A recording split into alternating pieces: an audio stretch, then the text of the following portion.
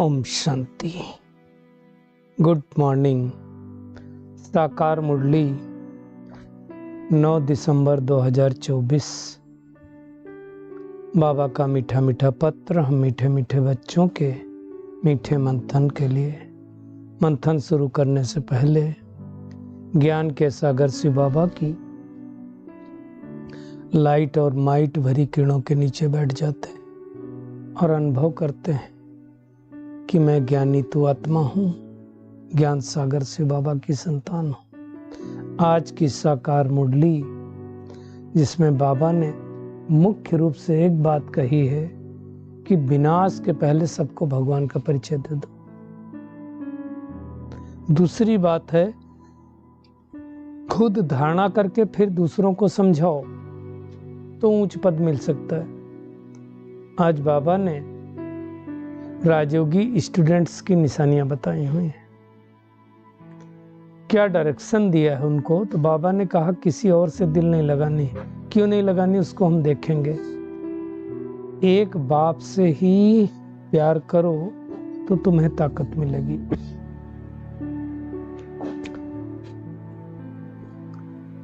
ये सारा क्लास बाबा ने कहा पूरे कल्प में एक ही बार चलता है। ये अच्छी तरह से समझना है। विनाश तो जरूर होना है। दुनिया में अनेक धर्म स्थापक आते हैं लेकिन उनके आने के बाद कोई विनाश नहीं होता है। लेकिन जो परमात्मा इस सृष्टि पर आते हैं तो उसके बाद विनाश अवश्यम भावी है, क्योंकि बाबा सबको लेकर के जाता है। इतनी बड़ी सृष्टि नहीं रहेगी। आज बाबा ने एक और रहस्य बताया कि देखो बाप टीचर सदगुरु भी तीनों है, लेकिन जब सदगति मिल जाएगी सदगुरु का काम खत्म। फिर बाप और टीचर रहेगा। गुरु तो कब करते हैं? भक्ति मार्ग में गुरु चालू करते हैं, उसके पहले तो गुरु की दरकार ही नहीं होती। बाबा ने कहा भी कितना घमासान है। सतयुग में तो घमासान आदि कुछ होता नहीं है। और बाबा ने आज कहा खेल ये बड़े मजे का है। खेल तो खैर वैसे हमेशा ही बड़े मजे का होता है, परंतु जब खेल की भावना से देखेंगे तो, केवल हार जीत की भावना से देखेंगे तो दुखी होगा। आज बाबा ने कहा कि सतयुग में तो एक ही भाषा होती है। जो अनेक भाषाएं बोलते हैं उनको इनाम भी मिलता है। यहाँ तो अनेक भाषाएं हैं, है ना। तो कहते हैं 100 मील पर भाषा है। यहाँ तो कहावत है कोस कोस में पानी 100 कोस में वाणी बदल जाती है। तो यहाँ अनेक भाषाएं हैं। बाबा ने कहा मैं तुमको राजयोग सिखलाने आया हूँ। अब ये राजयोग तो सब कोई सिखला नहीं सकता है, एक ही भगवान ही सिखला सकता है।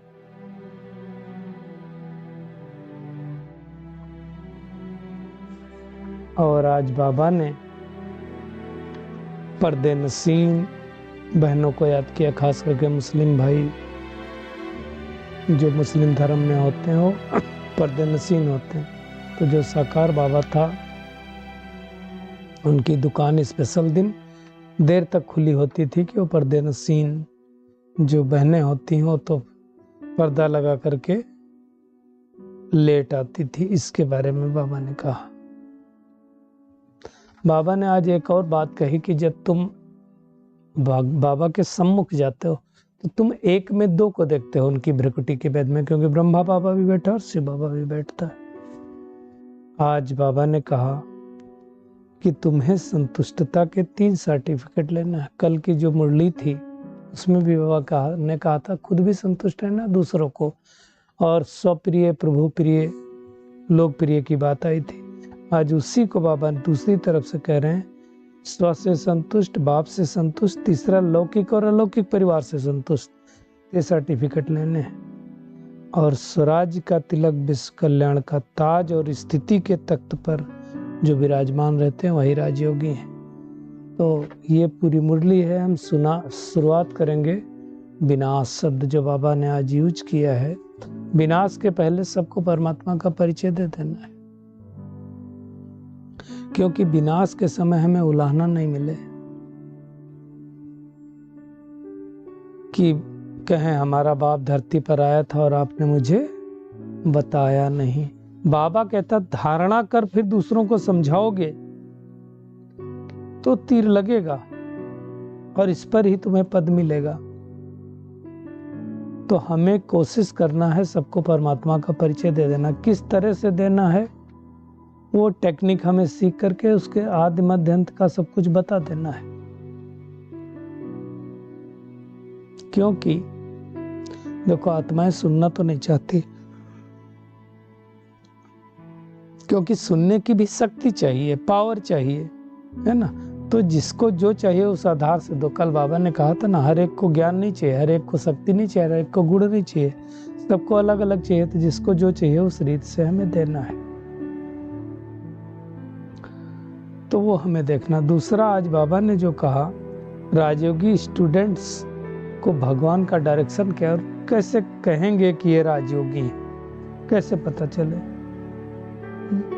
तो जो स्लोगन में आज बाबा ने कहा, जिनको स्वराज का तिलक लगा है भ्रुकुटी के बीच, जिनको बार बार स्मृति रहती कि मैं स्वराज अधिकारी आत्मा हूँ, फिर विश्व कल्याण का जो काम करते हैं, अर्थात विश्व कल्याण का जिनके ऊपर ताज है, और स्थिति के तख्त पर जो विराजमान आत्मा है। स्थिति मतलब मुझ आत्मा की स्थिति कैसी है, ऊंची है कि नीची है ना। अब ऐसी आत्मा की स्थिति ऊंची कब हो सकती है, जब उसका दिल किसी दूसरे से न लगा हो। इसलिए भगवान का डायरेक्शन है कि बाबा का बन करके फिर दूसरों से दिल नहीं लगानी। दिल नहीं लगानी मतलब बात नहीं करना दूसरों से, ऐसा नहीं। बात करना है, व्यवहार में आना है, सब कुछ करना है, लेकिन दिल नहीं लगानी कि वही याद आता रहे, बाबा ने याद आए।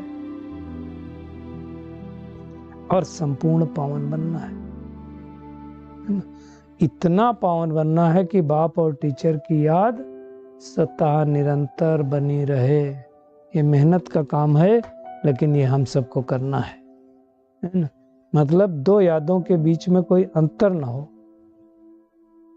एक बाप से ही प्यार करो तो हमें ताकत मिलेगी। जितना जितना हम बाबा को याद करते हैं, उतनी उतनी ताकत मिलती है। मुख्य बात है अपने को आत्मा समझना।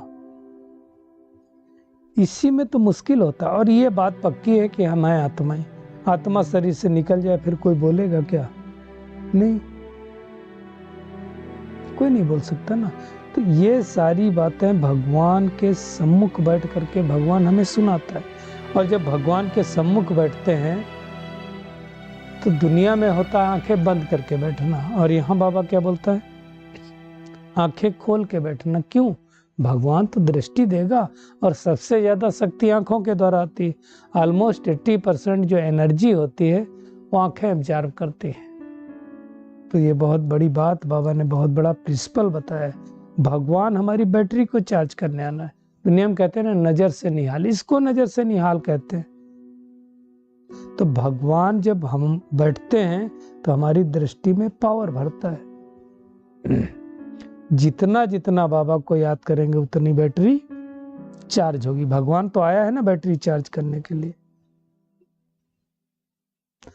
दुनिया में तो ना कुछ अपने नाम रूप देश काल को जानते हैं, ना परमात्मा के जानते हैं। और परमात्मा हमें पूरा बताता है, लेकिन कब? हर 5000 वर्ष बाद आकर के बताता है। और बड़ी गुई बात है कि भगवान से सबसे पहले बिछुड़ता कौन है? बिछुड़ते भी हम हैं, लेकिन जब बाबा इस सृष्टि पर आता है तो मिलते भी हमें। ये सारी बातें भगवान ब्रह्मा तन द्वारा हमको समझा रहा है, तो अच्छी तरह से समझना है। आज गीता शास्त्र की भी बात बाबा ने की कि आदि सनातन देवी देवता धर्म का शास्त्र एक ही शास्त्र है जिसको गीता शास्त्र कहा जाएगा।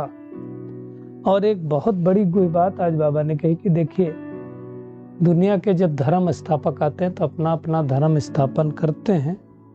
वास्तव में धर्म स्थापन करते हैं मतलब वो उस धर्म की बातें सुनाते हैं, तो उस टाइम उनकी बातें नहीं मानता है। बाद में जब उस धर्म की आत्माएं ऊपर से आती हैं तो फिर उनको मानने लगते हैं, फिर उनको शास्त्र बनते हैं। लेकिन उनके आने पर विनाश नहीं होता है।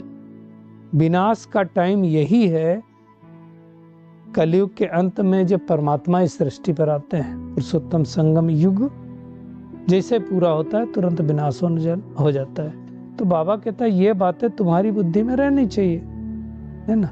और ये हमारा क्लास पूरे कल्प में एक ही बार चलता है, बीच में फिर नहीं चलेगा। तो इस क्लास की कितनी हमको अटेंशन कितनी रखनी चाहिए, कितना उमंग उत्साह रखना चाहिए। बाबा कहता है सारा मदार सर्विस पर है, खुद अपने अंदर धारण करके फिर दूसरों को हमें धारण कराना है। लेकिन वो कब कराएंगे? जब हमारे अंदर उतना उमंग उत्साह होगा। हमें सबको बता देना है कि भगवान जो आया हुआ है उसको याद करो तो तुम्हें सदगति मिलेगी। अब बताएंगे तो उलाहना नहीं मिलेगा, नहीं तो उलाहना मिलेगा। विनाश के पहले सबको परिचय तो देना ही है ना। आज बाबा ने कहा सत्युग जब होता है तो कोई घमासान नहीं होता है, और अभी कितना घमासान है, कितनी अशांति है। आज बाबा ने एक और चीज रिवील की है कि सत्युग त्रेता में, पहले भी बताया बाबा ने, कोई वजीर नहीं होता है। वजीर कब होते हैं? जब पतित बन जाते हैं। और अभी तो बाबा ने कहा देखो कितने वजीर हैं जो मिनिस्टर बनते हैं, चाहे पार्लियामेंट में हो या असेंबली में हो। कितने मिनिस्टर बनाते हैं, 30, 40, 50, 60 अलग अलग, एग्रीकल्चर मिनिस्टर, फूड मिनिस्टर। तो ये सब क्या है? ये इस समय की बात है। क्योंकि बुद्धि उतना नहीं श्रेष्ठ है। जब बुद्धि श्रेष्ठ होती है तो राजा ही सब कुछ होता है। आज बाबा ने खेल की बात कही कि खेल जो है ये खेल है, सुख और दुख का खेल है। आधा कल्प सुख रहता है और आधे कल्प के आधा में, मतलब द्वापर युग तक भी सुखी कहेंगे, बाद में दुख होना चालू होता है। तो अगर हम खेल को खेल की दृष्टि से देखेंगे तो मजा लगेगा। आप देखो उस खेल में भी कई लोग, क्या होता है, आप देखो ये क्रिकेट वगैरह जब चलता है ना, तो कई लोग बड़ा दिल से ले लेते हैं। भारत हार गया तो उन बड़ी दुखी हो जाते हैं। उतना खिलाड़ी नहीं दुखी होंगे जो खेल रहे होंगे, जितना देखने वाले दुखी हो जाते हैं। अब आप सोचो कि इसका मतलब खेल की भावना है ही नहीं। अब आप एक चीज तो पक्की समझो, जब दो खेल रहे हैं तो जीतेगा तो एक ही, दोनों तो जीतेंगे नहीं। इसी तरह से सृष्टि का खेल है, नाटक मंच है, इसमें जीतेगा एक ही। मतलब इस खेल में भी या तो हम हारेंगे या तो जीतेंगे, है ना। अब अगर मान लो हार गए किसी बस, तो हमको फिर क्या दिल शिकस्त नहीं बनना। हार गए तो उठना है, फिर से खड़े हो जाना, उससे शिक्षा लेकर के खड़े होना है। तो ये सारी बातें बाबा ने अच्छी तरह से हमको समझाया है। बाबा ने आज कहा अभी दुनिया में देखो कितनी ढेर भाषाएं हैं। सतयुग में तो एक ही भाषा होती है, और भाषाओं पे हंगामा। कोई कहेगा मेरी हिंदी श्रेष्ठ है, कोई कहेगा संस्कृत श्रेष्ठ है, कोई कहेगा तेलुगु श्रेष्ठ है ना। आप देखो कोई कोई स्टेट में चले जाओ तो दूसरी लैंग्वेज में बात ही नहीं करते। खास करके आप अगर चाइना में चले जाओ तो दुनिया में बहुत सारे जगहों पर इंग्लिश भाषा है, लेकिन चाइना में आपको इंग्लिश कहीं नहीं मिलेगी। चाइना में लिखा, वो अपनी भाषा में ही सब कुछ करते हैं, प्रिस्क्रिप्शन भी उसमें ही करते हैं। बाकी सब जगह में, अब जैसे भारत में चले जाओ तो हिंदी, इंग्लिश और भी भाषाओं में मिलेगा, लेकिन वहाँ ऐसा नहीं है। वो अपनी लैंग्वेज ही प्रीफर करते हैं, क्योंकि अपनी भाषा को श्रेष्ठ समझ जाते हैं, है ना। सतयुग में तो एक ही भाषा होगी। यहाँ जितने धर्म उतनी भाषाएं, एक ही राजा, एक धर्म, एक कुल, एक भाषा, है ना। इसलिए यहाँ कहते हैं कोस कोस पर पानी, 100 कोस में बाणी। पानी आप देखो थोड़ी दूर में जाके बदल जाता है, और बाणी तो बदल ही जाती है। भगवान आकर के एक जैसी बाणी बनाने का कोशिश कर रहा है। बाबा ने कहा कि मैं तुमको राजयोग सिखलाने आया हूं। राजयोगी किसको कहेंगे? जो अपनी संपूर्ण कर्मेंद्रियों का मालिक हो, है ना, जिसके संपूर्ण स्वराज अधिकारी हो, जिसके ऊपर स्वराज का तिलक लगा हो, विश्व कल्याण का ताज हो, जिसकी स्थिति हमेशा श्रेष्ठ हो, वो राजयोगी है। बाकी सफेद कपड़े पहनने से कोई राजयोगी नहीं होता। बैच लगाने से कोई राजयोगी नहीं होता। हमारी स्थिति कैसी है, हमारी मन की स्थिति कैसी, उस स्थिति के आधार से ही हम राजयोगी हैं। तो राजयोगी योगी, फिर राजयोगी आता है ना। तो राजयोगी सबसे ऊंची श्रेष्ठ है, फिर योगी, फिर भोगी, फिर रोगी, फिर महारोगी। तो हम सब तो भगवान के बच्चे राजयोगी हैं। मुख्य बात है बाबा को याद करना। आज ब्रह्मा बाबा ने कहा कि मैं उनका मुरब्बी बच्चा हूं, मैं भाकी पहन सकता हूं। कौन भाकी नहीं पहन सकता है? जो पवित्र नहीं होगा वो भाकी नहीं पहन सकता है। तो भगवान आकर के सारी बातें सुना रहा है तो हमको अच्छी तरह से समझना है, कैसे चक्र फिरता है उसको अच्छी तरह से समझना है। बाबा ने आज कहा तुम्हारी भाषा भी करेक्ट होनी चाहिए। अब देखो, भगवान का बनने के बाद भी अगर हमारी भाषा वैसे थी, जैसा हम पहले बोलते थे वैसे पहले बोलते हैं, जैसा पहले सोचते थे वैसा ही अभी सोचते हैं, जैसा पहले व्यवहार करते थे वैसा अभी करते हैं, तो फर्क क्या हुआ भगवान बनने के बाद? भगवान के बनने के बाद हमारी भाषा ईश्वरीय भाषा, हमारी चाल चलन ईश्वरीय चलन, स्नेह की भाषा, स्नेह के बोल, ये सब हो जाना चाहिए। हमारी भाषा बदल जानी चाहिए ना।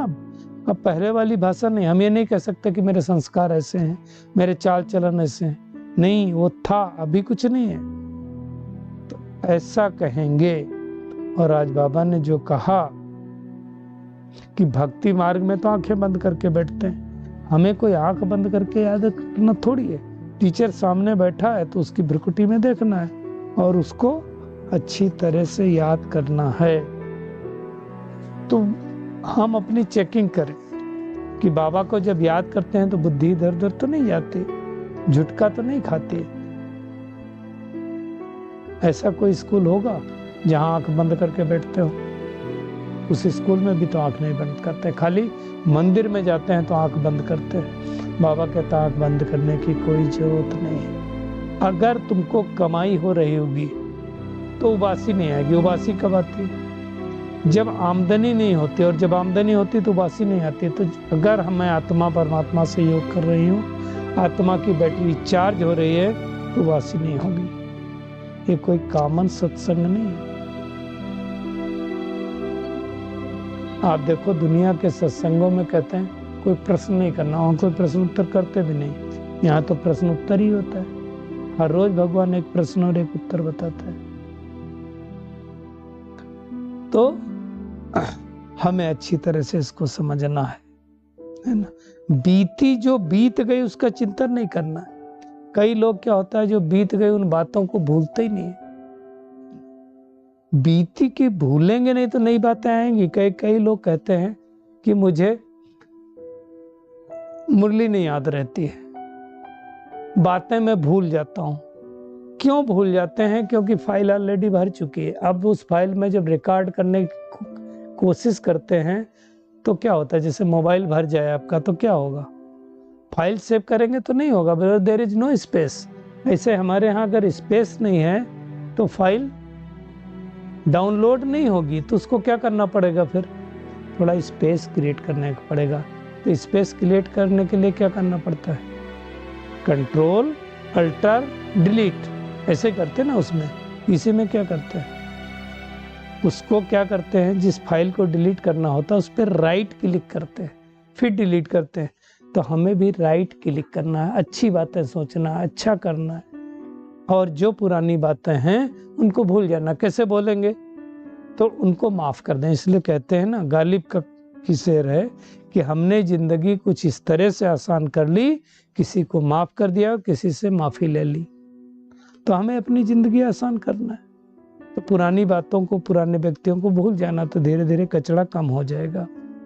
आज के वरदान पे आते हैं। बाबा ने कहा संतुष्टता के 3 सर्टिफिकेट लो, और जो 3 सर्टिफिकेट लेते हैं वो अपने योगी जीवन का प्रभाव दूसरों के ऊपर भी डालते हैं। खुद भी संतुष्ट रहते हैं दूसरे भी संतुष्ट उनसे रहते हैं, वो सबको संतुष्ट करते हैं। उनके योगी जीवन का प्रभाव दूसरों के ऊपर स्वतः पड़ता है। जैसे साइंस के साधनों का प्रभाव वायुमंडल पर पड़ता है। हीटर जल रहा है तो सर्दी में गर्मी है, गर्मी में एसी चल रहा है तो गर्मी में सर्दी है। तो जो सहज योगी आत्माएं होंगी उनके वाइब्रेशन का प्रभाव दूसरे ऊपर पड़ेगा। तो अगर हम योगी हैं तो हमारे पास 3 सर्टिफिकेट होने चाहिए। एक तो खुद से संतुष्ट, दूसरा परमात्मा से संतुष्ट, और तीसरा लौकिक और अलौकिक परिवार से संतुष्ट। हमें चेक करें कितने संतुष्टता के सर्टिफिकेट मिले, तो सभी भाई बहनें चेक करेंगे। और एक वैसे और है, ड्रामा से भी संतुष्ट। तो इन संतुष्टता के सर्टिफिकेटों में से कितने सर्टिफिकेट मुझे मिले हैं वो चेक करना। एक चीज ध्यान रहे, अगर हम स्व से संतुष्ट नहीं है, स्व के पुरुषार्थ से संतुष्ट नहीं है, तो फिर दूसरे संतुष्ट होना थोड़ा सा टफ हो जाएगा ना। तो ये हमें चेक करना है कि हम संतुष्ट मणि बने हैं, अपने आप से संतुष्ट हैं, परमात्मा से संतुष्ट हैं। कई लोग तो भगवान से संतुष्ट हो जाते हैं, कई लोग अपने से असंतुष्ट हो जाते हैं। मैं बिल्कुल ठीक नहीं हूँ, मेरा काम ही ठीक नहीं है, मेरे अंदर पावर ही नहीं। ये हीन भावना नहीं होनी चाहिए। भगवान रोज समान दिलाता है, फिर क्यों असंतुष्ट है? मैं शक्तिशाली आत्मा हूँ, मैं बाबा की बगिया का रूहानी खुशबूदार फूल हूँ। भगवान की नजर मेरे ऊपर पड़ी है, मैं क्यों अपने से संतुष्ट नहीं होगा? और दूसरा, बाप से संतुष्ट, इसको जितना निश्चय होगा उतना संतुष्ट रहेगा। और जब इन दोनों से संतुष्ट होंगे तो लौकिक परिवार से। लौकिक परिवार में कई लोग बोलते हैं यही मुझे क्यों मिला, यही पति क्यों मिला, यही पत्नी क्यों मिला, यही बच्चे क्यों मिला। जो मिला बहुत अच्छा, वो नहीं मिला होता तो बाबा भी नहीं मिला होता। इसलिए क्या, क्यों, कब, कैसे, कहाँ के प्रश्नों में नहीं जानना है। अलौकिक ब्राह्मण परिवार में भी कई बार कई लोगों की शिकायत होती है, हमें किसी की कमी कमजोरी देखने क्यों है? तो संतुष्ट बन, संतुष्ट करना है। और स्वराज का तिलक, विश्व कल्याण का ताज और स्थिति के ताज पर विराजमान रहना है, तभी हम राजयोगी कहलाएंगे, बन पाएंगे। तो आज का टेक होमवर्क यही है। एक तो विनाश के पहले सबको भगवान को परिचय दे देना है। एक खेल बड़ा मजे का है, हर इस खेल में सुख और दुख दोनों पार्ट ढूंढा हुआ है, इसलिए इसमें रोने पीटने दुखी होने की बात नहीं है। बनी बनाई बन रही है, अब कुछ बननी नहीं। बीती बातों को भूल जाना है, आंखें बंद करके क्लास में नहीं बैठना है, टीचर को सामने देखना है, उबासी नहीं करना है। और 3 संतुष्टता के सर्टिफिकेट लेने हैं तो कहेंगे चारों ले लो, है ना। बाप से, स्व से, लौकिक से, अलौकिक से और ड्रामा से। तो हम संतुष्ट मणि बन जाएंगे। और जो स्वराज का तिलक धारी हैं, विश्व कल्याण का ताज है जिनके पास, और जिनकी स्थिति का ताज है, वही राजयोगी है। अच्छा, शुक्रिया मीठे प्यारे बाप दादा, शुक्रिया आप सभी का इस मीठे मंथन के लिए। अच्छा, ओम शांति।